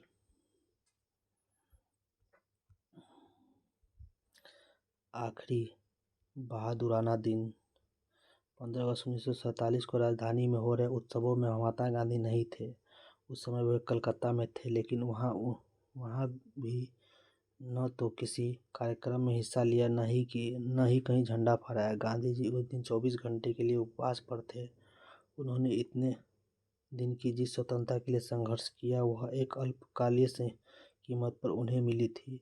उनका राष्ट्र विभाजित, हिंदू मुस्लिम एक दूसरे की गर्दन पर सवार थे। उनके जीवन लेखक जीडी तेंदुलकर ने लिखा है कि सितंबर और अक्टूबर में गांधी जी पीड़ितों की सांत्वना देते हुए अस्पतालों और शरणार्थी शिविरों का चक्कर लगा रहे थे। उन्होंने लिखा कि सिखों, हिंदुओं और मुसलमानों से आह्वान किया कि वे अतीत को भुलाकर अपनी पीड़ा पर ध्यान देने की बजाय एक दूसरे के प्रति भाईचारे का हाथ बढ़ाने का, शांति से रहने का संकल्प ले। गांधी जी नेहरू के आग्रह पर कांग्रेस के अल्पसंख्यकों के अधिकारों पर एक प्रस्ताव पारित कर दिया। कांग्रेस ने दो राष्ट्र सिद्धांतों को कभी स्वीकार नहीं किया। जब वे अपनी इच्छा के विरुद्ध बंटवारे पर मंजूरी देनी पड़ी तो उनका दृढ़ विश्वास था कि भारत बहुत धारे धर्मों और बहुत सारी नस्ल देशों और ऐसे ही रखा जाना चाहिए। पाकिस्तान में हालात जो रहे, भारत एक लोकतांत्रिक धर्मनिरपेक्ष राष्ट्र होगा जहाँ सभी नागरिकों को पूर्ण अधिकार प्राप्त होंगे तथा धर्म के आधार पर भेदभाव के बिना सभी को राज्य की ओर संरक्षण का अधिकार होगा। कांग्रेस ने आश्वासन दिया कि वह अल्पसंख्यकों के नागरिकों अधिकारों के किसी भी अतिक्रमण के विरुद्ध हर मुमकिन रक्षा करेगा। बहुत सारे विद्वानों ने स्वतंत्रता के बाद महात्मा गांधी को जीवन का श्रेष्ठतम क्षण कहा। बंगाल में शांति स्थापना के लिए अभियान चलाने के बाद गांधी जी दिल्ली आए। यहाँ से वे दंगाग्रस्त पंजाब के जिलों में जाना चाहते थे, लेकिन राजधानी में ही शरणार्थी की आपत्तियों के कारण उनकी सभाएं अस्त व्यस्त होने लगी। बहुत सारे शरणार्थियों को उनकी सभाओं में कुरान की आयतों को पढ़ने की प्रथा पर आपत्ति थी। कई लोग इस बात पर नारे लगाने लगते थे कि गांधी जी उन हिंदुओं और सिखों का पीड़ा के बारे में बात क्यों नहीं करते जो अभी भी पाकिस्तान में फंसे हुए हैं। डीजी तेंदुलकर के शब्दों में, गांधी जी पाकिस्तान में भी अल्पसंख्यक समुदाय के कष्टों के बारे में समान रूप से चिंतित थे। उन्हें राहत प्रदान करने के लिए वहां भी जाना चाहते थे, लेकिन वहां वे किस मुंह से जा सकते थे, जबकि दिल्ली में भी वे मुसलमानों को पूरी सुरक्षा का आश्वासन नहीं दे पा रहे थे। एक दंगाग्रस्त गांव में जाते हुए महात्मा गांधी 1947 की यह तस्वीर है।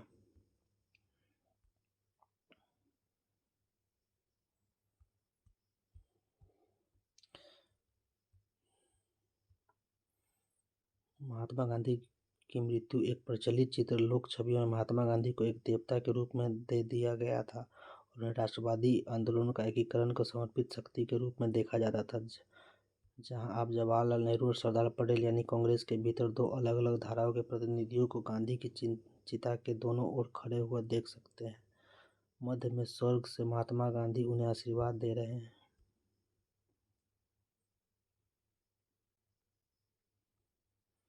20 जनवरी को गांधी जी पर हमला हुआ, लेकिन अविचलित अपना काम कर रहे थे। 20 तारीख को उन्होंने अपनी प्रार्थना सभा में इस बात का जिक्र किया कि बीते सालों में इस दिन 26 जनवरी को किस तरह स्वतंत्रता दिवस के रूप में मनाया जाता था।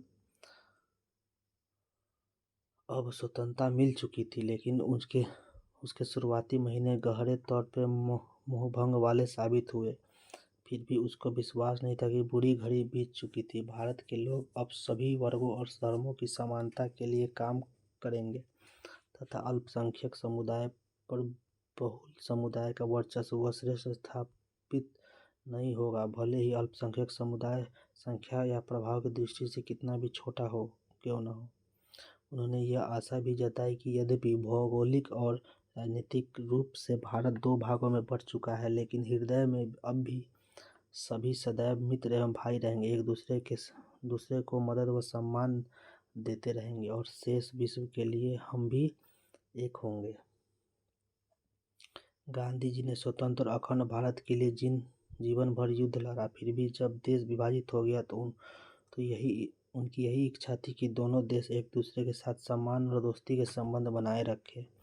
बहुत सारे भारतीयों को उनका यह सहृदय आचरण पसंद नहीं था। 30 जनवरी की शाम को गांधी जी दैनिक प्रार्थना सभा के एक युवक ने उन्हें गोली मारकर मौत की नींद सुला दिया।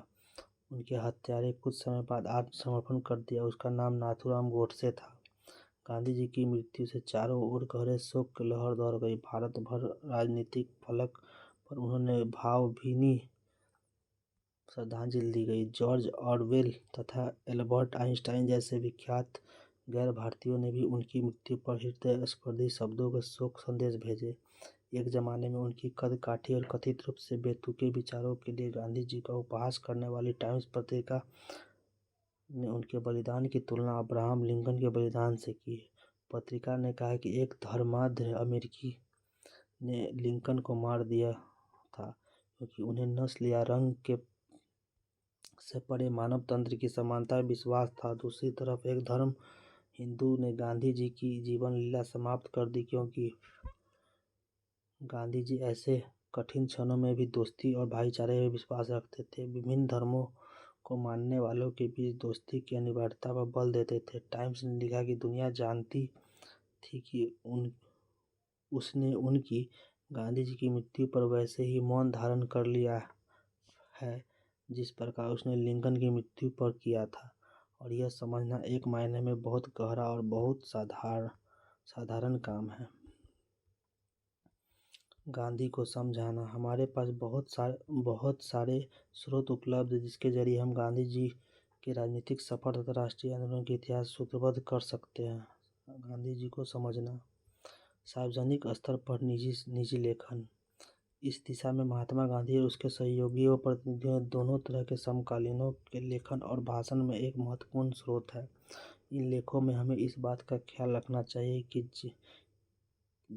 किसी चीज़ को जनता के लिए लिखा गया है और किस चीज़ को उनके उद्देश्यों के लिए लिखा गया। उदाहरण के लिए, भाषणों से हमें किसी व्यक्ति के सार्वजनिक विचारों को सुनने का मौका मिलता है, जबकि उसके व्यक्तिगत पत्र हमें निजी विचारों और झलक देते हैं। इन पत्रों से हम लिखने वालों को अपना गुस्सा और पीड़ा, असंतोष और बेचैनी, अपनी आशाएं और हताशाएं व्यक्त करते हुए देख सकते हैं। इसमें से बहुत सारी बातों को वह अपने सार्वजनिक वक्तव्यों में व्यक्त नहीं कर सकते, लेकिन हम यह भी याद रखना चाहिए कि कई बार निजी सार्वजनिक का यह फर्क टूट जाता है। बहुत सारे पत्र व्यक्तियों को लिखे जाते हैं, इसलिए वे व्यक्तिगत पत्र होते हैं, लेकिन कुछ हद तक वे जनता के लिए भी होते हैं। उन पत्रों की भाषा इस एहसास से भी तय होती है कि संभव है कि एक दिन उसे प्रकाशित कर दिया जाएगा। किसी पत्र के प्रकाशित हो जाने के आशंका के कारण बहुतः लोग निजी पत्र में भी अपना मत स्वतंत्रतापूर्वक व्यक्त नहीं कर पाते। महात्मा गांधी हरिजन नाम के अपने अखबार में उन पत्रों को प्रकाशित करते थे जो उन्हें लोगों में मिलते थे। नेहरू ने राष्ट्रीय आंदोलन के दौरान उन्हें लिखे हुए पत्रों का एक संकलन तैयार किया और उसे a bunch of old letters, पुराने पत्रों का पुलिंदा के नाम से प्रकाशित किया। एक घटना पत्रों के आईने में। 1920 के दशक में जवाहरलाल नेहरू समाजवाद से लगातार प्रभावित हो रहे थे। 1928 में जब वे यूरोप की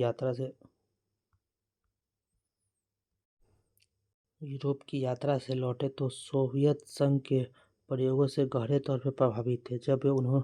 जब उन्होंने समाजवादियों जयप्रकाश नारायण, नरेंद्र देव, एन.जी. रंगा और अन्य के साथ घनिष्ठतापूर्ण काम करना शुरू किया तो कांग्रेस के भीतर समाजवादी और रूढ़िवादियों के बीच एक खाई पैदा हो गई। 1936 में कांग्रेस का अध्यक्ष बनने के बाद नेहरू फांसीवादी के खिलाफ जमकर बयान दिए और मजदूरों व किसानों की मांगों का समर्थन किया। नेहरू के समाजवादी व्यंग्यात्मकों में चिंतित रूढ़िवादी नरेंद्र प्रसाद सरदार पटेल के नेतृत्व में कांग्रेस वर्किंग कमेटी के इस्तीफे की धमकी दे डाली। दूसरी ओर बम्बई के कुछ प्रसिद्ध उद्योगपतियों ने नेहरू की आलोचना करते हुए बयान जारी कर दिया। इसके बाद प्रसाद और नेहरू दोनों महात्मा गांधी के पास गए और वर्धा स्थित उनके आश्रम में उनसे मिले। गांधी जी एक बार फिर मध्यस्थता की भूमिका अदा करते हुए नेहरू के रेडिकल तेवरों पर अंकुश लगाने तथा प्रसाद एवं अन्य नेताओं को नेहरू के नेतृत्व में अहमियत पर ध्यान देने के लिए प्रेरित किया। अ बेंच ऑफ ओल्ड लेटर्स में नेहरू ने उन समय बहुत सारे पत्रों को प्रकाशित किया था। इस पत्रों के अंशों को आगे पढ़िए। अ बेंच ऑफ लेटर्स, वर्धा, 1 जुलाई 1936। मेरे प्रिय जवाहरलाल जी, कल आपसे विदा लेने के बाद हमने महात्मा गांधी के साथ लंबी बातचीत की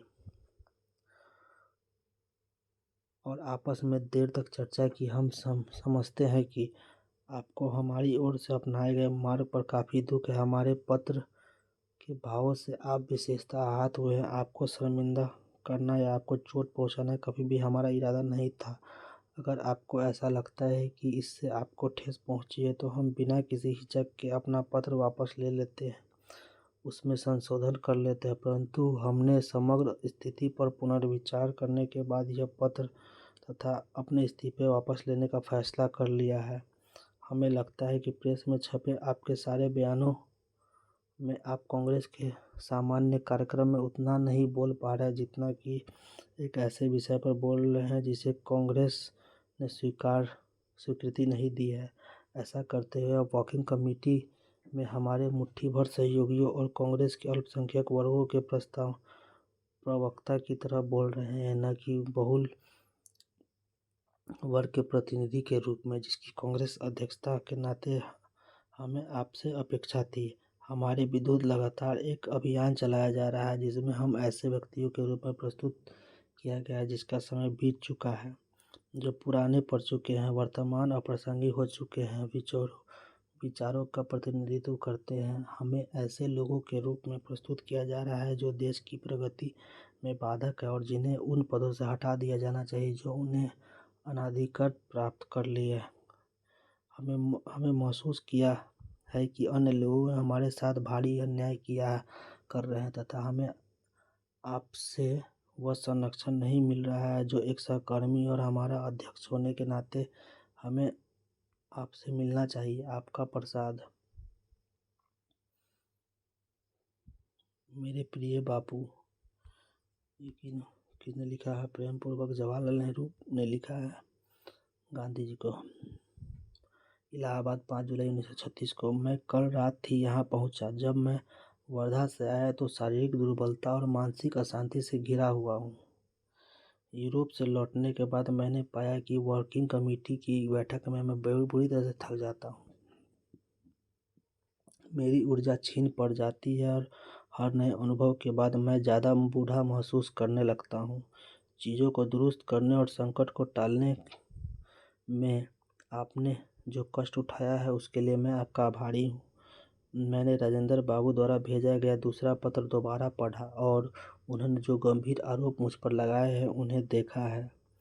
तथ्य को चाहे कितनी भी विनम्रता से प्रस्तुत किया जाए, उसका आशय यह है कि मैं असहनीय मुसीबत बन चुका हूँ और मेरे जो भी गुण हैं, थोड़ी बहुत क्षमता, ऊर्जा, गंभीरता, कमाबेश प्रभावित करने वाला व्यक्तित्व, सभी खतरनाक बन चुके हैं क्योंकि वे एक गलत रथ समाजवाद को आगे बढ़ा रहे हैं। इस बात से निष्कर्ष स्पष्ट है। मैंने अपनी पुस्तक में उनके पश्चात भी अपने वर्तमान विचारों के बारे में विस्तार से लिखा है। मेरे बारे में कोई फैसला लेने के लिए सामग्री की कमी नहीं है।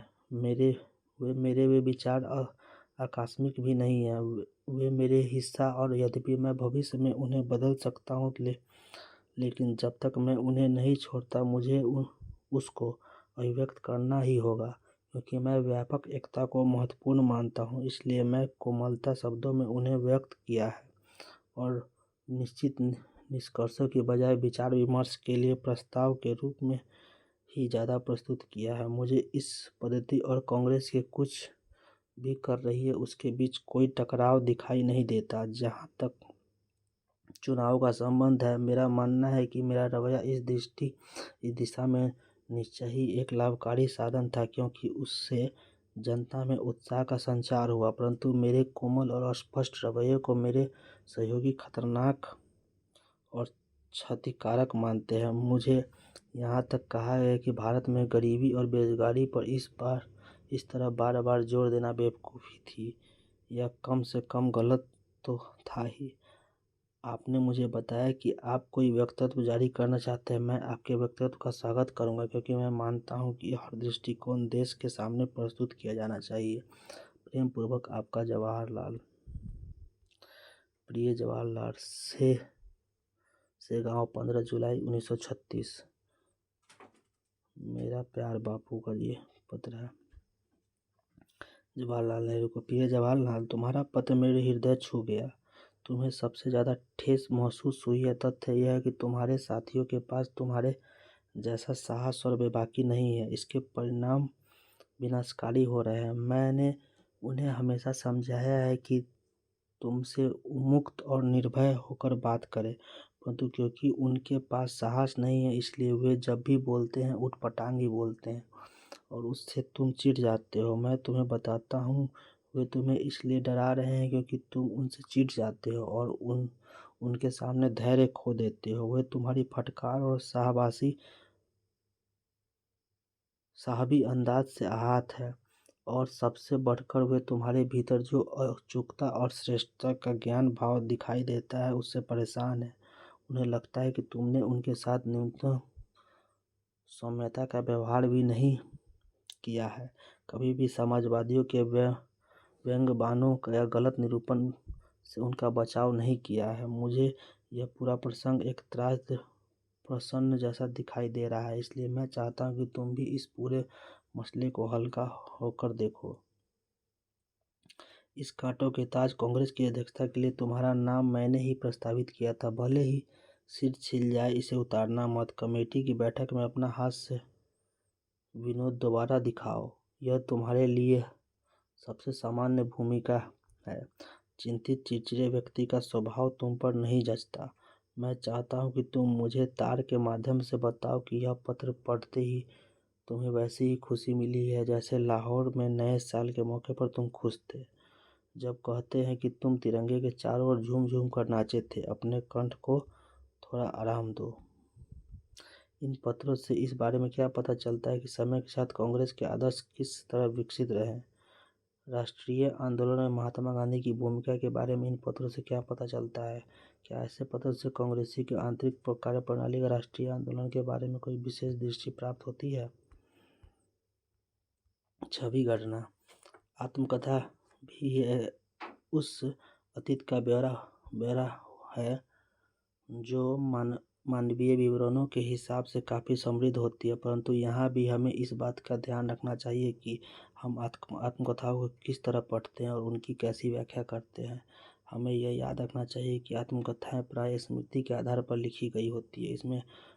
उससे हमें पता चलता है कि लिखने वाले को क्या याद रहा है, उसे कौन सी चीज़ें महत्वपूर्ण दिखाई दी है, वह क्या याद करना चाहता है, वह या औरों के नज़र में अपनी ज़िंदगी को किस तरह दर्शाना चाहता है। आत्मकथा लिखना अपनी तस्वीर गढ़ने का एक तरीका है। फलस्वरूप इन विवरणों को पढ़ते हुए हमें वह देखने का प्रयास करना चाहिए जो लेखन हमें नहीं दिखाना चाहते। हमें उन चुप्पियों का कारण समझना चाहिए कि इच्छित या अनिच्छित विस्मृत के उन कृत्यों को समझना चाहिए। पुलिस की नज़र से औपनिवेशिक शासन के ऐसे तत्वों पर हमेशा कड़ी नज़र रखते थे जिन्हें वे अपने विरुद्ध मानते थे। इस लिहाज से सरकारी रिकॉर्ड्स भी हमारे अध्ययन के लिए एक महत्वपूर्ण स्रोत है। उस समय पुलिसकर्मियों तथा अन्य अधिकारियों द्वारा लिखे गए पत्रों तथा रिपोर्ट में गोपनीयता होती थी, लेकिन अब ये दस्तावेज अब लेखागारों में उपलब्ध है जिन्हें कोई भी देख सकता है। आइए एक ऐसे ही स्रोत को देखें। 20वीं सदी की शुरुआत में सालों में गृह विभाग द्वारा तैयार की जाने वाला पाक्षिक रिपोर्ट हर 15 दिन पर यह हर पखवाड़े में तैयार होने वाली रिपोर्ट इस दिशा में काफ़ी महत्वपूर्ण रही है।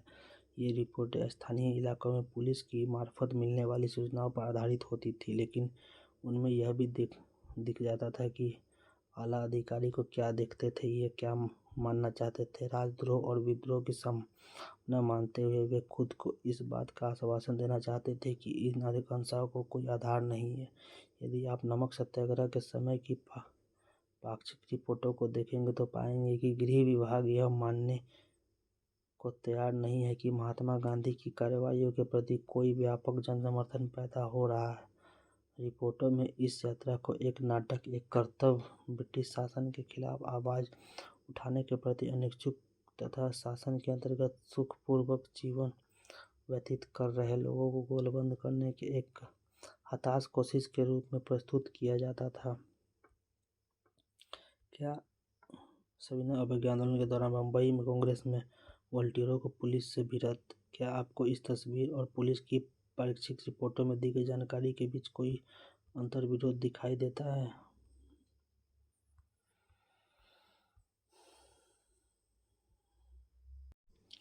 गृह विभाग की पाक्षिक रिपोर्ट गोपनीय। मार्च 1930 में पहला पखवाड़ा। गुजरात में आ रहे तेज राजनीतिक बदलावों पर यहाँ गहरी नज़र रखी जा रही। इससे प्रांत की राजनीतिक परिस्थितियों पर भी किस हद तक और क्या प्रभाव पड़ेगा, इसकी अभी अंदाज़ा लगाना मुश्किल है। रबी की फसल अच्छी हुई है, इसलिए फिलहाल किसान फसलों की कटाई में व्यस्त है। विद्यार्थी आने वाला परीक्षा की तैयारी कर रहे हैं। मध्य प्रांत और बेरार। श्री वल्लभ भाई पटेल की गिरफ्तारी पर कांग्रेसियों के अलावा और कहीं कोई खास उत्तेजना पैदा नहीं हुई है, लेकिन नागपुर नगर कांग्रेस कमेटी द्वारा गांधी जी की यात्रा शुरू होने पर उन्हें बधाई देने के लिए इस सभा में 3000 से ज़्यादा लोग जुटे थे। बंगाल गांधी जी के सविनय अवज्ञा आंदोलन की शुरुआत पिछले पखवाड़े की सबसे महत्वपूर्ण घटना थी। श्री J.M. सेनगुप्त ने अखिल बंगाल सविनय अवज्ञा आंदोलन का गठन किया है। बंगाल प्रांतीय कांग्रेस कमेटी की अखिल बंगाल अवज्ञा परिषद बनाई गई है। इस परिषदों के गठन के अलावा बंगाल में सविनय अवज्ञा के प्रश्न पर और कोई सक्रिय कदम नहीं उठाया गया है। जिलों से मिली रिपोर्टों से पता चलता है कि जो कि बैठकें आयोजित की गई है उनमें लोगों ने कोई विशेष उत्साह नहीं दिखाया है। आम जनता पर कोई गहरा असर नहीं छोड़ा है। गौरतलब बात है कि इन बैठक को महिलाओं की संख्या बढ़ती जा रही है। बिहार और उड़ीसा कांग्रेस की गतिविधि के बारे में रिपोर्ट करने लायक कुछ खास नहीं है। चौकीदार टैक्स का भुगतान न करने के बारे में एक अभियान की काफ़ी चर्चा हो रही है, लेकिन अभी इस प्रयोग के लिए किसी इलाके का चुनाव नहीं किया गया है। गांधी जी की गिरफ्तारी के बारे में खूब कयास लगाए जा रहे हैं, लेकिन ऐसा लग रहा है कि यह भविष्यवाणी सच साबित न हो पाने के कारण उनकी योजनाएं धरी की धरी रह गई है। मद्रास गांधी जी का शिवना अवज्ञा अभियान शुरू होने में बाकी मुद्दे हाशिए पर चले गए हैं। आम जनता उनकी यात्रा को नाटकीय और उनके कार्यक्रम को अव्यवहारिक मानती है, परंतु क्योंकि उन्होंने हिंदू जनता के उन्हें अगाध श्रद्धा की दृष्टि से देखती, इसलिए गिरफ्तारी की संभावना, जिसके बारे में वे खुद बहुत उत्सुक है, और उनके राजनीतिक प्रभावों के बारे में काफ़ी गलतफहमियां फैली हुई है। 12 मार्च को सविनय अवज्ञा आंदोलन के खिलाफ उद्घाटन दिवस के रूप में मनाया गया। बम्बई में सुबह को राष्ट्रीय झंडे को सलामी दी गई।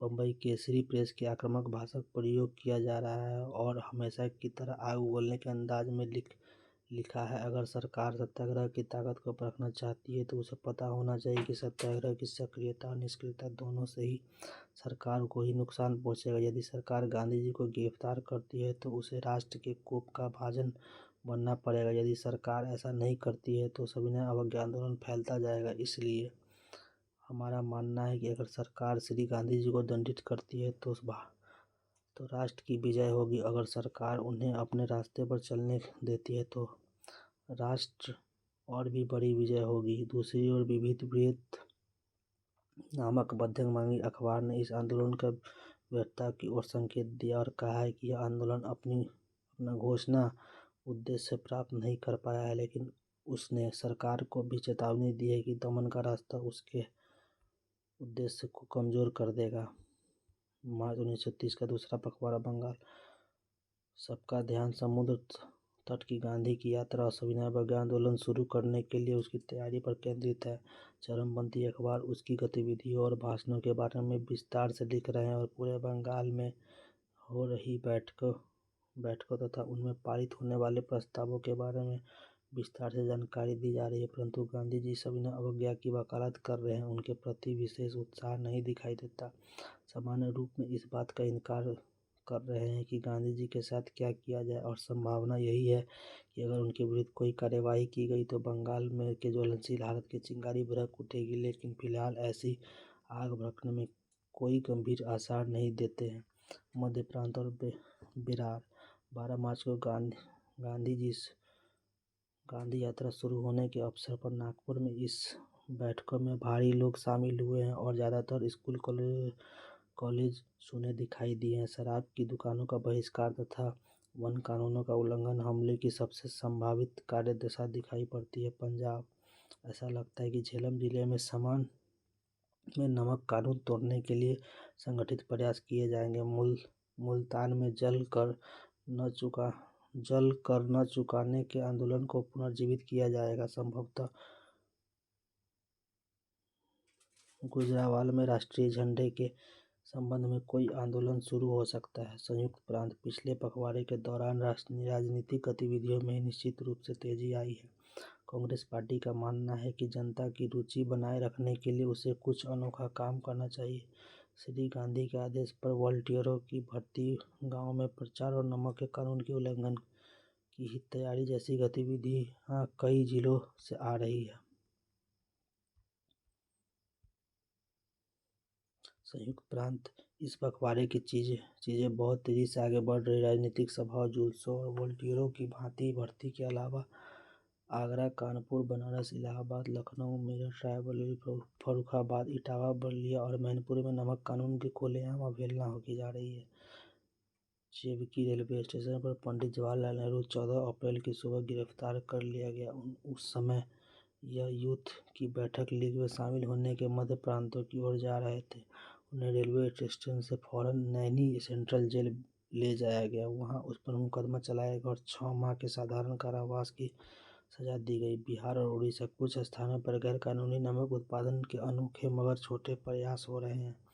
मध्य प्रांत। जबलपुर के सेठ गोविंद दास ने रासायनिक नमक बनाने का प्रयास किया है, जिसकी लागत सामान्य नमक के बाजार में भाव से कई गुना रही है। मद्रास। जब पुलिस ने समुद्र से पानी को उबालकर बनाए गए नमक को जब्त करने का प्रयास किया तो विशाखापट्टनम में पुलिस को भारी विरोध का सामना करना पड़ा।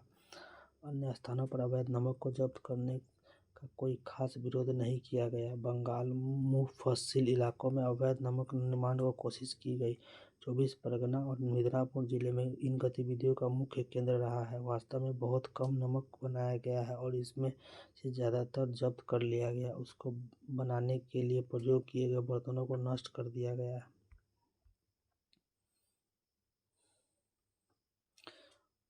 परीक्षक रिपोर्टों को ध्यान से पढ़िए। याद रखिए कि ये औपनिवेशिक गृह विभाग को गोपनीयता रिपोर्टों के अंश है। इन रिपोर्टों के हमेशा केवल पुलिस की ओर से भेजी गई जानकारियाँ को ही लिखा नहीं जाता था। स्रोत की पृष्ठभूमि से यह बात हद तक प्रभावित होती है कि रिपोर्टों में क्या कहा गया। उपरोक्त अंशों के दोनों को लेख अपने तर्क से स्पष्ट कीजिए। क्या आपको लगता है कि गृह विभाग ने महात्मा गांधी की संभावित गिरफ्तारी के बारे में लोगों की सोच को अपनी रिपोर्टों में सही ढंग से दर्ज नहीं कर रहा है? यदि आपका उत्तर हाँ है तो उसके समर्थन के कारण बताइए। 5 अप्रैल 1930 को दांडी अपने भाषण में गांधी जी ने गिरफ्तारियों के सवाल पर जो कहा उसे दोबारा पढ़िए। महात्मा गांधी को क्यों गिरफ्तार नहीं किया गया? गृह विभाग लगातार यह क्यों कहना चाहता है कि गांधी दांडी यात्रा के प्रति लोगों को उत्साह नहीं है? अखबारों से अंग्रेजी तथा विभिन्न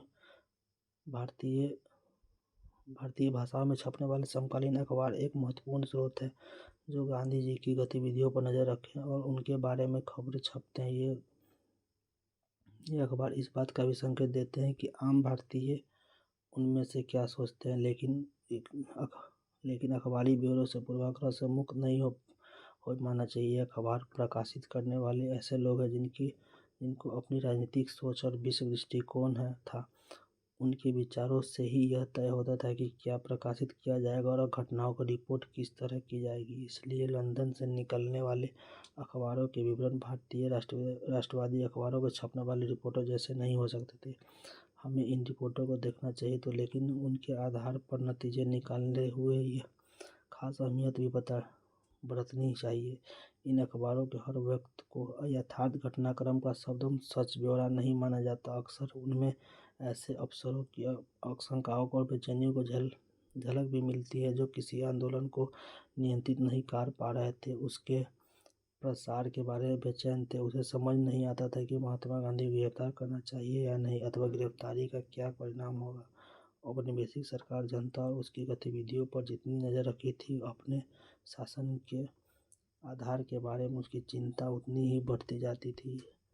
इस तरह के चित्रों को यह प्रदर्शित होता था कि महात्मा गांधी के बारे में लोगों को क्या समझ थी और लोकप्रिय छापों में उन्हें कैसे व्यक्त किया जाता था। राष्ट्रवाद की वृक्ष में महात्मा गांधी केंद्र में छाया के रूप में दिखाई दे रहा है तथा उनके चारों ओर अन्य नेताओं को मशीनियों में चित्रित किया गया है।